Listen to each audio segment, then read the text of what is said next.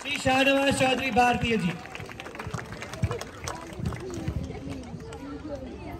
बहुत बहुत शुक्रिया, धन्यवाद। बैठ जाइए, बैठ जाइए। सबसे पहले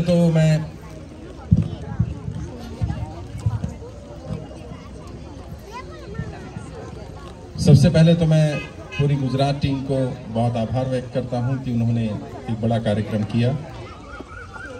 और जैसा अभी नितेश जी ने बताया कि मैं एक मिशन चला रहा हूं, मैं एक मुहिम चला रहा हूं।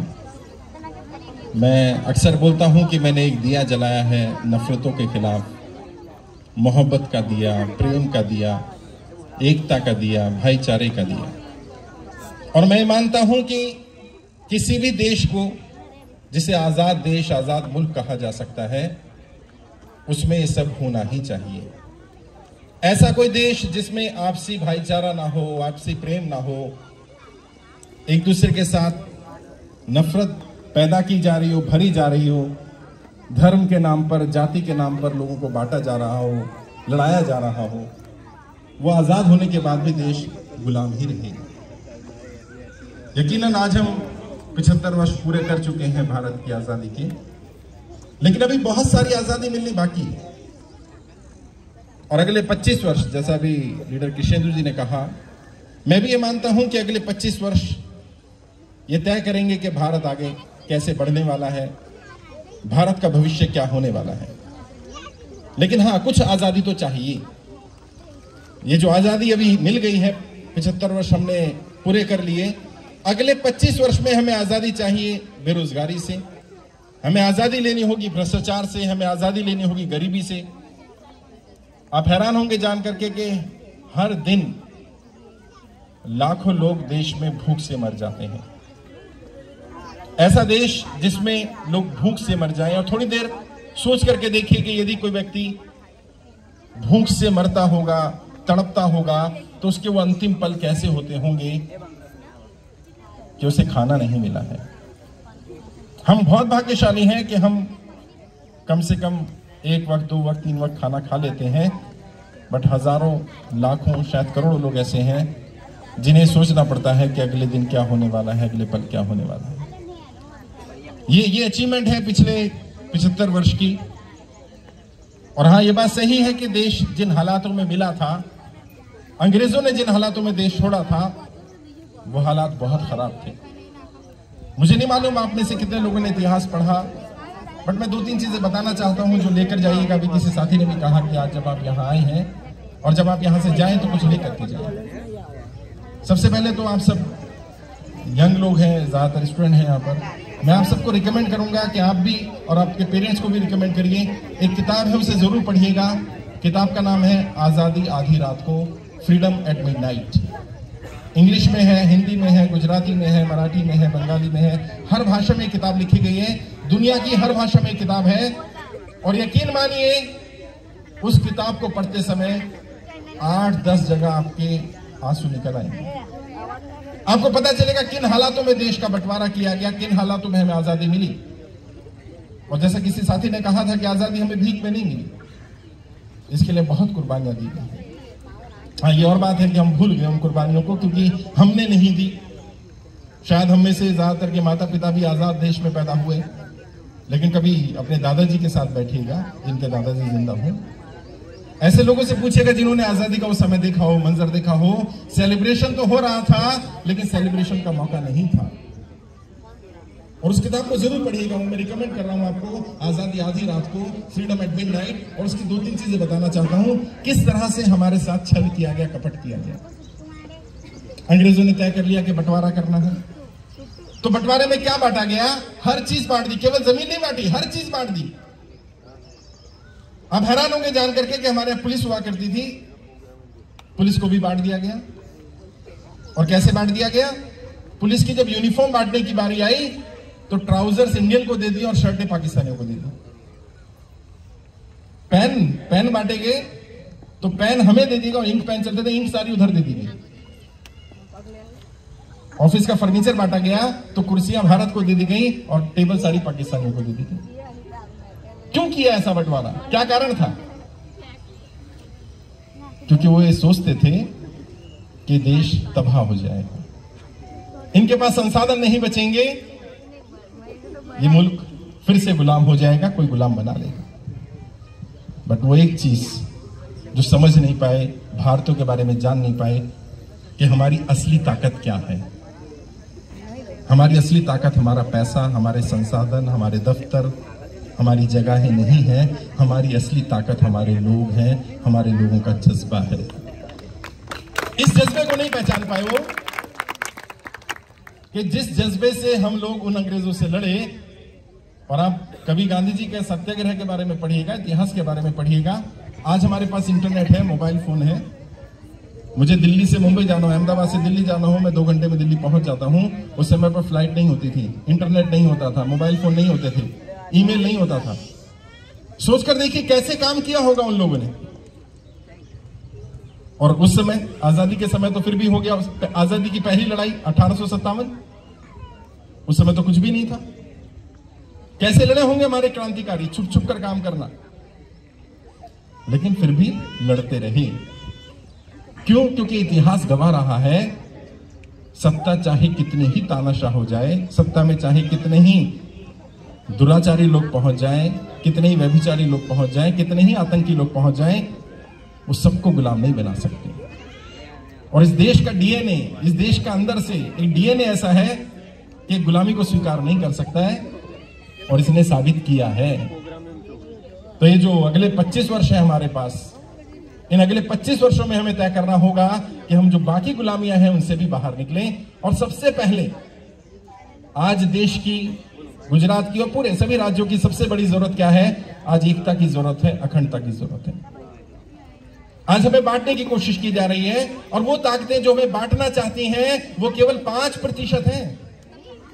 95% लोग ऐसे हैं जो बंटना नहीं चाहते, इकट्ठे रहना चाहते हैं, जो जाति, धर्म, भाषा, क्षेत्र, लिंग किसी आधार पर भेदभाव नहीं करते।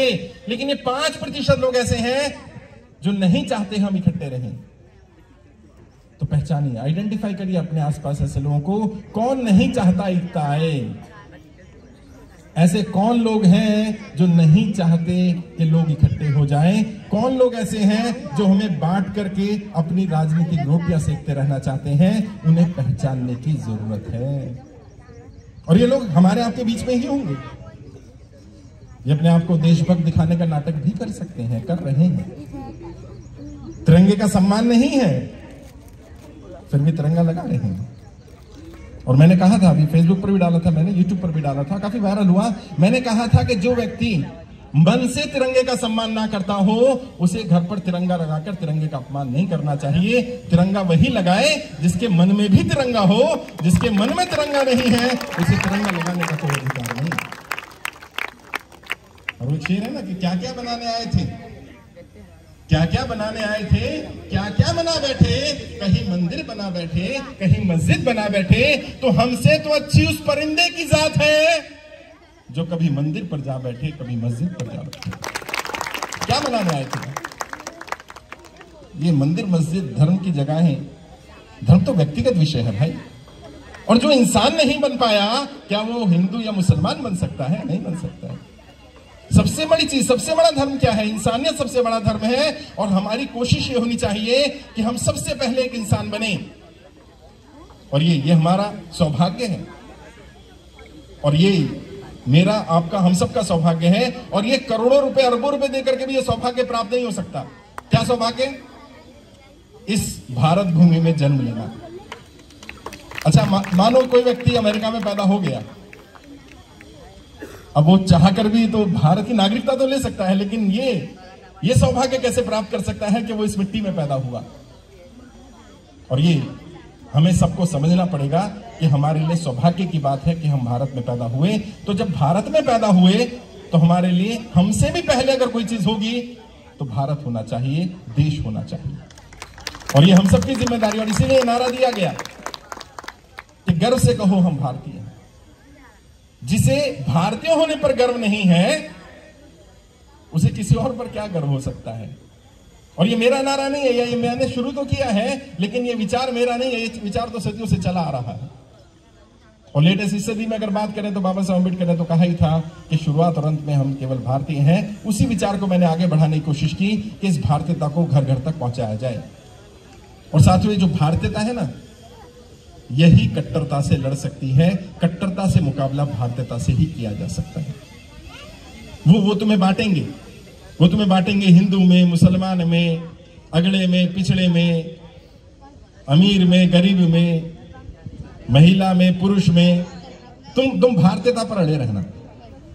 जब भी कोई बांटने की बात करे, किसी के भी बारे में, किसी धर्म के बारे में बुरा कहे, जाति के बारे में बुरा कहे, किसी लिंग के भेद के बारे में बुरा कहे, किसी भाषा क्षेत्र के बारे में बुरा कहे, तुरंत पकड़ लो उसको कि भाई मेरा घर भारतीय का घर है और अगर भेदभाव करना है तो मेरे घर मत आना। और मैं आपसे वादा कर रहा हूं, मैं देश के सभी राज्यों में मेरी टीम बन गई है, जैसे गुजरात में टीम है, ऐसे अलग अलग राज्यों में टीम है।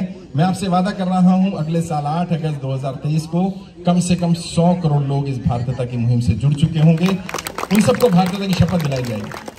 यहां भी कई साथी हमारे साथ जुड़ गए जो भारतीयता का प्रचार प्रसार कर रहे हैं। सबसे पहले आपको खुद भारतीयता को जीना पड़ेगा। यदि आप भेदभाव करते हैं तो आपको अपने आप को भारतीय कहलाने का, भारतीयता के ध्वजवाहक कहलाने का अधिकार नहीं है। पहले आपको खुद यह स्वीकार करना होगा कि मैं स्वयं भेदभाव नहीं करूंगा, और फिर यह प्रण लेना होगा मैं किसी को भी भेदभाव नहीं करने दूंगा। अब समय घर बचाने का नहीं है दोस्तों, अब समय देश बचाने का है। अगर हमारे क्रांतिकारी भी, हमारे स्वतंत्रता सेनानी भी यही सोचते रहते कि मुझे क्या मिलेगा, मेरा क्या फायदा, मेरा क्या लाभ है, तो देश आजाद नहीं होता। और जिस समय हमारे क्रांतिकारी देश की आजादी की लड़ाई लड़ रहे थे, आप हैरान होंगे जान करके, उस समय बहुत सारे लोग ऐसे थे जो अंग्रेजों की मुखबरी कर रहे थे, हमारे क्रांतिकारियों के बारे में सूचनाएं दे रहे थे कि ये क्या क्या करने वाले हैं, इनकी आगे की योजनाएं क्या हैं। और ऐसे लोग जो हमारे क्रांतिकारियों के खिलाफ काम कर रहे थे, जो अंग्रेजों की चाटुकारिता में लगे हुए थे, क्या उन्हें देशभक्त कहा जा सकता है? कहा जा सकता है क्या? तो क्या उन्हें एक्सपोज करने का समय नहीं आ गया? क्या जनता के सामने उन्हें एक्सपोज करने का समय नहीं है कि अब जनता के सामने बात रखी जाए कि कौन लोग वो थे जो देश की आजादी के लिए लड़ रहे थे और कौन लोग वो थे जो अंग्रेजों के लिए काम कर रहे थे, दलाली कर रहे थे, मुखबरी कर रहे थे। मैं नाम नहीं लूंगा, मैं किसी संस्था पर भी अटैक नहीं करना चाहूंगा क्योंकि ये मौका ऐसा नहीं है, लेकिन मैं राजनीति का विद्यार्थी हूं और राजनीति के विद्यार्थी के नाते एक दो बातें और आपको बताना चाहता हूं, ये भी संदेश लेकर जाइए। कई लोग मुझे कहते हैं कि साहब मैं राजनीति में रुचि नहीं लेता, I don't take interest in politics, मेरा राजनीति से कोई मतलब नहीं है, सरोकार नहीं है, मैं राजनीति में रुचि नहीं लेता। तो मैं बता देना चाहता हूं, आप राजनीति में रुचि ले ना ले, राजनीति आप में पूरी पूरी रुचि लेती है।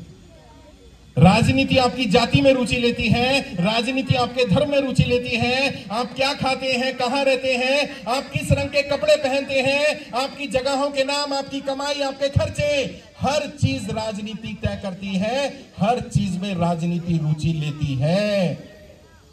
और वो राजनीति जो हमारी हर चीज तय करती है, हम उससे क्यों भागना चाहते हैं? अब भागने का समय नहीं है, अब भाग लेने का समय है।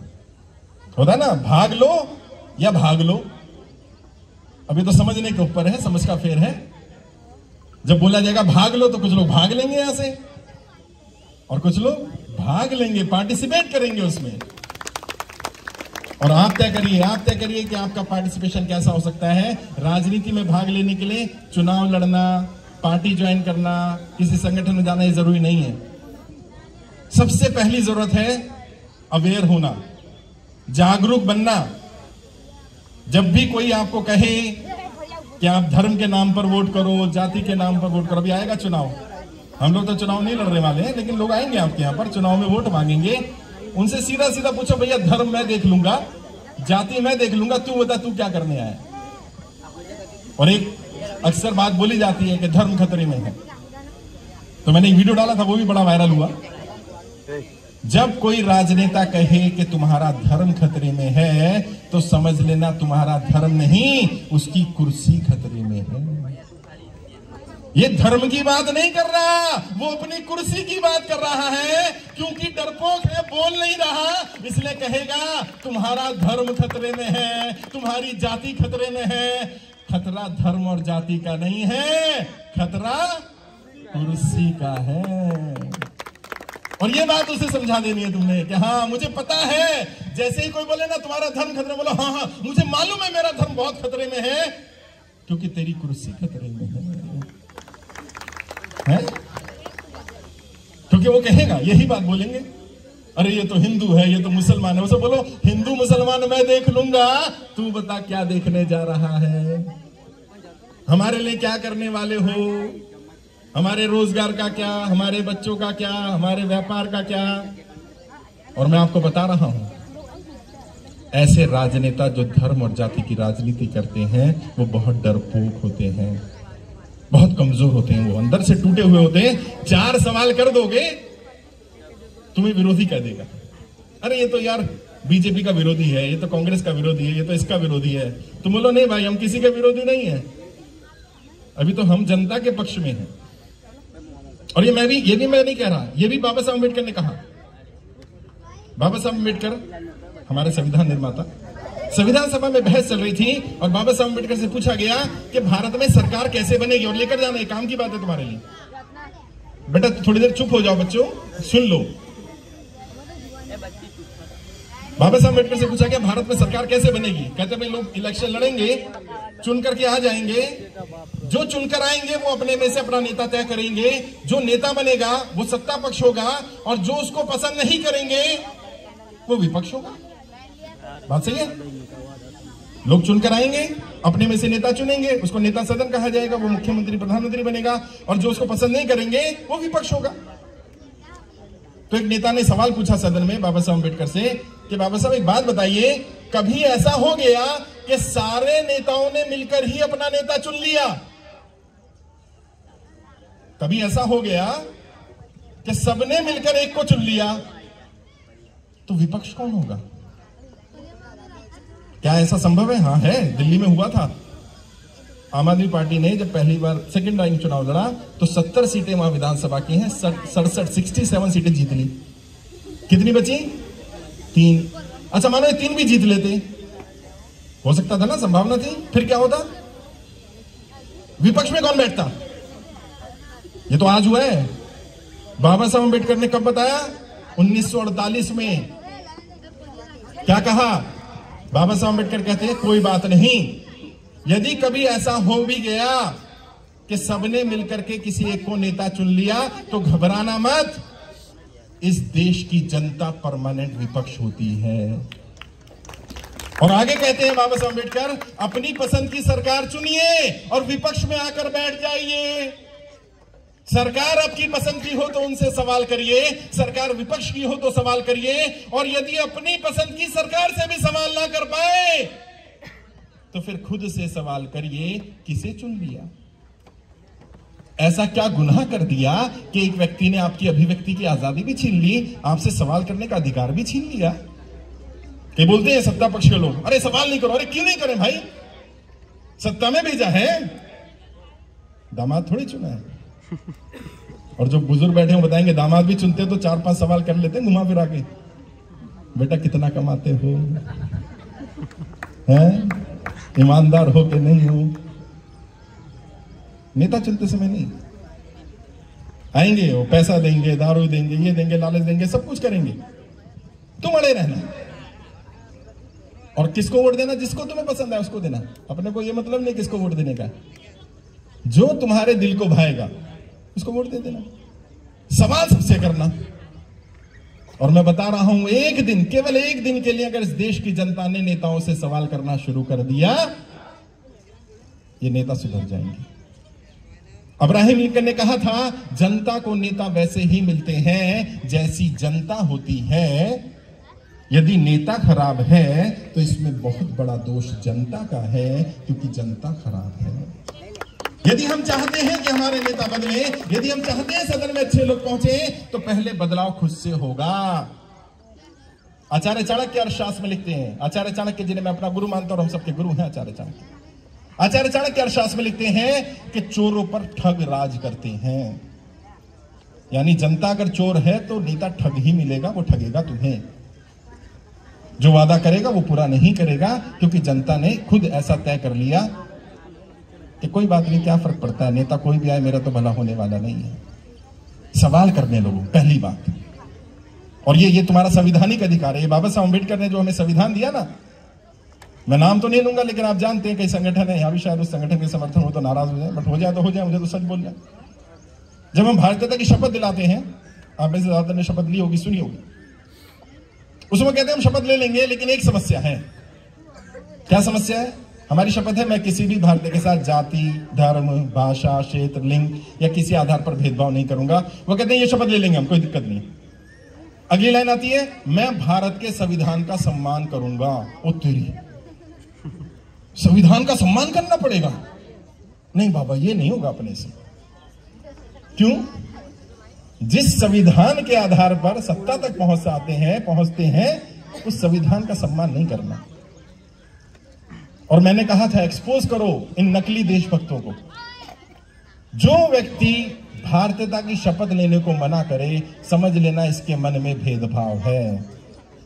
वरना जिसके मन में भेदभाव नहीं है, वो क्यों शपथ लेने को मना करेगा? है, सर्टिफिकेट बांटते थे ना देशभक्ति का कि तुम देशभक्तों के नहीं हो, साबित करो।